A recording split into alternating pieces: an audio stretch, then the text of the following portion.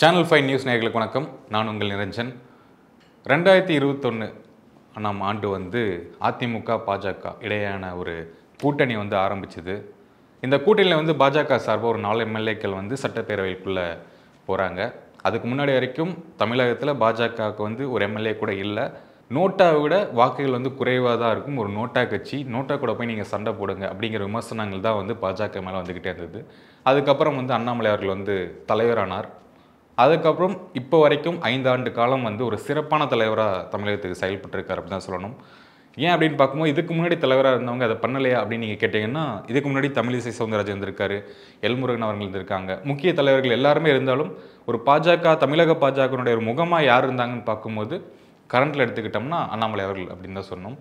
ஏன் அப்படின்னு நீங்கள் கேட்டிங்கன்னா, அவருடைய ஒவ்வொரு அனலிட்டிக்ஸான ஒரு விஷயங்கள் ஆகட்டும், அந்த புள்ளி விவரம் கரெக்டாக இன்றைக்கி என்ன விஷயம் நடக்குதோ அதுக்கு புள்ளி விவரம் கரெக்டாக சொல்லி பேசுவார். இன்னொன்று ப்ரெஸ் மீட் கொடுக்கறதுல அவர் ரொம்ப ஸ்ட்ராங்கான பர்சன் பொலிட்டிக்கல் அப்படின்னு தான் சொல்லணும்.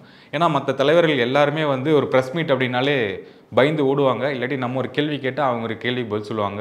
ஈவன் இப்போ இருக்கக்கூடிய மிகப்பெரிய தலைவர்கள் எல்லாருமே ஒரு 2 வார்த்தை சேர்ந்த மாதிரி பேசுகிற கூட திணறடிக்கிறாங்க அப்படின்னு தான் சொல்லணும். அதை காட்டிலும் அண்ணாமலை அவர்கள் ஒரு ஃப்ளூயண்ட்டான ப்ரெஸ் மீட் தராரு. நீங்கள் எந்த கேள்வி கேட்டாலும் பதில் சொல்கிறாரு. இன்றைக்கி எங்கெங்கே என்ன பிரச்சனைகள் அதுக்கான புள்ளி விவரம் முதல் கொண்டு சொல்லி ஆளுங்கட்சியாக இருந்தாலும் தாக்கி பேசிக்கிட்டு இருக்காரு. அந்த விஷயத்தில் வரும்போது யங்ஸ்டர்ஸ் எல்லாத்துக்குமே அண்ணாமலை அவர்கள் ரொம்ப பிடிச்சிருச்சு அப்படின்னு தான் சொல்லணும். 2024 பாராளுமன்ற தேர்தலில் கோவை தொகுதியில் போட்டிடுறாரு. அங்கேயும் கிட்டத்தட்ட ஒரு நல்ல மார்ஜினில் தான் அவர் தோல்வியேற்று போகிறாரு. அப்படிங்கும்போது ஓகே, அதுக்கு முன்னாடி எடுத்த சர்வே வரைக்குமே அண்ணாமலை அவர்கள் தான் கோயம்புத்தூரில் எம்பி சீட் ஜெயிக்க போகிறாரு, அவர் தான் அங்கே ஜெயிக்க போகிறாருங்கிற விஷயம் தான் சர்வே எல்லாத்தையும் இருந்துச்சு. யங்ஸ்டர்ஸ் மத்தியிலையும் பெரிய அளவில் பூமில் இருந்தார். யார்கிட்ட கேட்டாலும் நான் இவருக்கு தான் ஓட்டு போடுவேன் அந்த லெவலில் இருந்தாங்க. இந்த ஏடிஎம்கே டிஎம்கே 2 அந்த தொகுதியில் மறந்துட்டாங்க அப்படின்னு தான் சொல்லணும்.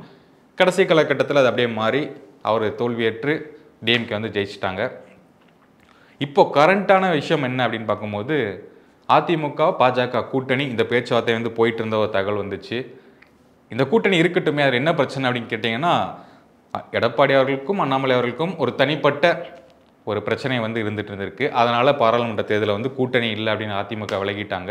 அதனாலையும் அதிமுக ஒரு சீட்டும் கூட ஜெயிக்காமல் டிஎம்கே ஸ்வைப் பண்ணிட்டு போயிட்டாங்க அப்படின்னு தான் சொல்லணும். 39 தொகுதியும் ஜெயிச்சு ஒரு 100க்கு 100% அப்படிங்கிற மாதிரி போயிட்டாங்க. அண்ணாமலைக்கும் எடப்பாடிக்கும் என்ன பிரச்சனைன்னு பார்க்கும்போது, எடப்பாடி அவர்கள் மோடியை பற்றி சில விஷயங்கள் சொன்னதாகவும் அதை பிடிக்காம என் தலைவனை பற்றி நீ இப்படிலாம் பேசுவியா அப்படிங்கிற விஷயம் தான் அண்ணாமலையும் சொல்லியிருந்தார். இதனால் சில கருத்து மோதல்கள் இவங்களுக்குள்ள ஒரு பிரச்சனையாகி அதனால் ஒரு கூட்டணி அப்படின்னா அண்ணாமலை ஒத்துக்கவே இல்லை. அதான் தொடர்ந்து போய்கிட்டு இருந்தது. இப்போ சமீபத்தில் எடப்பாடியார் அவர்களும் ஒரு மூத்த தலைவர்கள் எல்லாருமே சேர்ந்து டெல்லி பயணம், அங்கே அமித்ஷாவை சந்திச்சாங்க. அதுக்கு அடுத்த நாளே பார்க்கும்போது செங்கோட்டையன் அவர்கள் தனிப்பட்ட முறையில் போய் அவர் சந்திக்கிறாரு. அதுக்கடுத்த நாள் அண்ணாமலை அவர்கள் போய் டெல்லி பயணம். இந்த டெல்லி பயணம் என்ன சொல்கிறதுன்னு பார்க்கும்போது கூட்டணி திரும்ப அமையப்போகுது.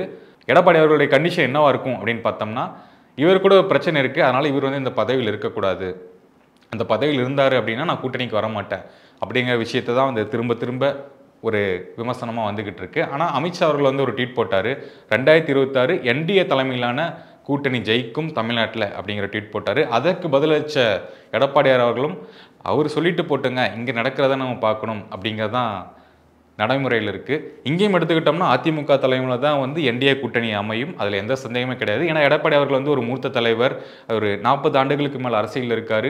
அதிமுக ஒரு மூத்த கட்சி அப்படிங்கும்போது பாஜக இணைந்து செயல்படும், ஒரு குறிப்பிட்ட அளவு சீட் கேட்பாங்க, ஒரு 80-90 அளவிலான சீட் கேட்பாங்க அப்படிங்கிற விஷயம்தான் போயிட்டுருக்கு பேச்சுவார்த்தையாக. ஒருவேளை இவர் ஒத்துக்கல அப்படின்னா செங்கோட்டையன் அவர்களை ஒரு ஆப்ஷனாக வச்சுக்கலாம் அப்படிங்கிற லெவலில் தான் இப்போதைக்கு கரண்ட் சுச்சுவேஷனாக இருக்குது. இன்னும் சில நாட்களில் அந்த கூட்டணி உறுதியா இல்லையா அப்படிங்கிற விஷயம் வந்துடும். ஆல்மோஸ்ட் 90% கூட்டணி அப்படிங்கிற பார்க்குற தமிழக மக்கள் எல்லாத்துக்குமே தெரியும் தான். இப்போ கரண்ட்டாக ஒரு 3 நாள் அண்ணாமலை பதவி மாற்றம், அவருக்கு ஒரு மத்திய அமைச்சர் பதவி தராங்க. அவர் இதுக்கப்புறம் இங்கே பேச முடியாது அப்படிங்கிற விஷயம் எல்லாமே போயிட்டு இருந்தது. இதையும் தாண்டி அவருக்கு அடுத்த கட்ட தலைவர்கள், அதாவது அந்த தலைவர் லிஸ்ட்டில் அடுத்தலாம் யார் இருக்காங்கன்னு பார்க்கும்போது நயினா நாகேந்திரன், வானதி ஸ்ரீனிவாசன், கருப்பு முருகானந்தம், இந்த மாதிரியான சில எம்எல்ஏக்கள் எல்லாருமே அந்த லிஸ்ட்டில் இருக்காங்க அப்படிங்கிற விஷயம் தான் வந்துட்டு இருந்தது. சட்டசபையில் பாஜகவினருக்கும் அதிமுகவினருக்கும் பெரிய அளவு பேச்சுவார்த்தை இருக்காது, பார்த்தா பெருசாக இது பண்ண மாட்டாங்க. ஆனால் இந்த சில நாட்கள் பக்கத்தில் உட்காராது பேச்சுவார்த்தை இதெல்லாம் பார்க்கும்போது ஓகே, இந்த கூட்டணி உறுதியாக போகுது. நயினா நாகேந்திரனும் அதிமுக முன்னாள் அமைச்சர்களும் சில பேச்சுவார்த்தையெல்லாம் போயிட்டு இருந்தது. ஓகே, இவர் தான் அடுத்த தலைவர் அப்படின்னு ப்ரொஜெக்ஷன் பண்ணுற அளவுக்கு வந்துட்டாங்க. ஓகே, 6ஆம் தேதி இல்லாட்டி ஏப்ரல் 6 இல்லாட்டி ஏப்ரல் 9 சில மீட்டிங் நடந்து ஏப்ரல் 9ஆம் தேதி அறிவிக்க போகிறதா வந்து ஒரு தகவல் வந்துச்சு. இதையெல்லாம் தாண்டி மோடி அவர்கள் வந்து மதுரைக்கு வராரு.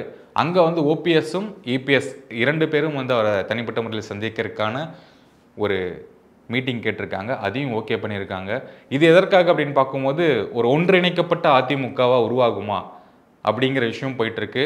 அதாவது அமித்ஷா அவர்களுடைய ஒரு ஆர்டராக என்ன இருக்குது அப்படின்னு பார்த்தோம்னா, ஓபிஎஸ், டிடிவி, சசிகலா, எடப்பாடி அவர்கள் இவங்க 4 பேரும் சேர்ந்து ஒன்றிணைக்கப்பட்ட அதிமுகவாக இந்த வந்தீங்கன்னா தான் கூட்டணிக்கு உறுதி அப்படிங்கிற மாதிரி சொன்ன விஷயம் தகவல் வந்துக்கிட்டு இருக்கு. ஸோ இந்த ஒன்றிணைக்கப்பட்ட அதிமுக சேருமா சேராதான்னு நம்ம அப்புறம் பார்ப்போம். இப்போ அண்ணாமலை அவர்கள் லேட்டஸ்ட்டாக கொடுத்த தகவல் என்ன அப்படின்னு பார்க்கும்போது, ஏன் வந்து நான் டெல்லி போகிறேன் வரேன் இதையே திரும்ப திரும்ப பேசிட்டு நான் தலைவர் பதவியில் வந்து நான் போட்டியிடலை, அந்த பதவி இல்லாட்டியுமே நான் வந்து பேச தான் போகிறேன், அந்த பதவி இல்லாட்டியும் ஓகே நான் தொண்டனா பாஜகவில் தான் இருப்பேன் அப்படிங்கிறது தான் அவர் வந்து இப்போ கரண்ட்டாக சொல்லியிருக்காரு. இதை வச்சே வந்து நம்ம தலைவர்லேருந்து நீக்கிட்டாரா, பதவி நீக்கமா, இனிமேல் இருக்க மாட்டாரா அப்படிங்கிற கேள்விக்கு வந்து நம்ம போகக்கூடாது. ஏன்னா இன்னும் பாஜகலேருந்து அஃபிஷியலாக எந்த அனௌன்ஸ்மெண்ட்டும் வரல.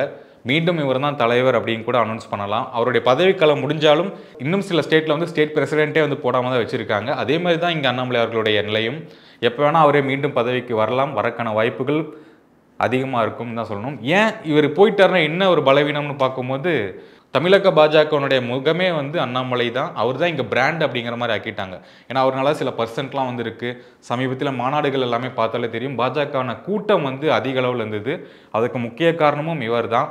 தமிழிசை அவர்களும் சொன்னது என்னென்னா, தம்பி அண்ணாமலை பதவியேற்கவா, எங்கள் தலைமையேற்கவா அப்படிங்கிற மாதிரிலாம் சொன்னாங்க. ஸோ அவங்களுக்குள்ளே ஒரு ஒற்றுமை இருக்குது, இவர் தான் வரணும் அப்படிங்கிற நிலையில் பாஜக நம்புகிற மக்களும் சரி, நம்புகிற தொண்டர்களும் சரி, அவர் இருக்கணும் அப்படின்னு தான் சிலர் நினச்சிக்கிட்டு இருக்காங்க. இந்த பதவி வந்து மீண்டும் அவருக்கு வருமா, இல்லை பறி போகுமா, இல்லை வேற ஒருவர் வந்து பதவிக்கு வருவார் அப்படிங்கிறத நம்ம பொறுத்து வந்து பார்ப்போம். தொடர்ந்து அரசியல் ஸ்டோரிஸ் வந்துக்கிட்டே இருக்கும். தொடர்ந்து பாருங்கள், சப்போர்ட் பண்ணுங்கள். தேங்க்யூ ஃபார் வாட்சிங். நன்றி.